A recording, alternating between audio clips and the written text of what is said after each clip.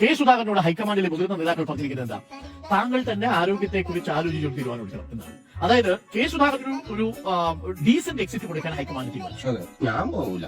അപ്പോ മാന്യമായ രീതിയിൽ അദ്ദേഹത്തെ പറഞ്ഞു വിടുക, അതിന് അദ്ദേഹം തീരുമാനം എടുത്തോട്ടെ എന്നാണ്. അതെനിക്ക് തോന്നുന്നു കെ സി വേണുഗോപാലും സംഘവുമാണ് ആ തീരുമാനം എടുത്തിരിക്കുന്നത്. അങ്ങനെ പറഞ്ഞപ്പോ കെ സുധാകരൻ എന്ത് തീരുമാനം എടുത്തു? എങ്കിൽ ഞാനിപ്പോ പുതിയ തീരുമാനം എടുത്തു. ഞാൻ പോകില്ലെന്നല്ലേ ഞാൻ ആദ്യം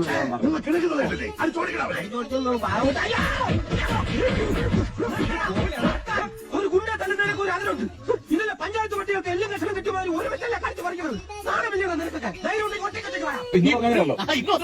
ഞാൻ തന്നെ മാറ്റാൻ പറ്റില്ല. ഞാൻ തന്നെ പറയുന്നതിനെ മാറ്റാൻ പറ്റില്ല. ഹൈക്കമാൻഡ് കെ സുധാകരനോട് പറഞ്ഞത് താങ്കളുടെ ആരോഗ്യാവസ്ഥ പരിഗണിച്ച് താങ്കൾ തന്നെ ഒരു തീരുമാനം എടുത്ത് താങ്കൾ തന്നെ മാറുമ്പോഴാണ് ആ തീരുമാനം വരുന്നത്. ഞങ്ങളായിട്ട് മാറ്റുന്നില്ല.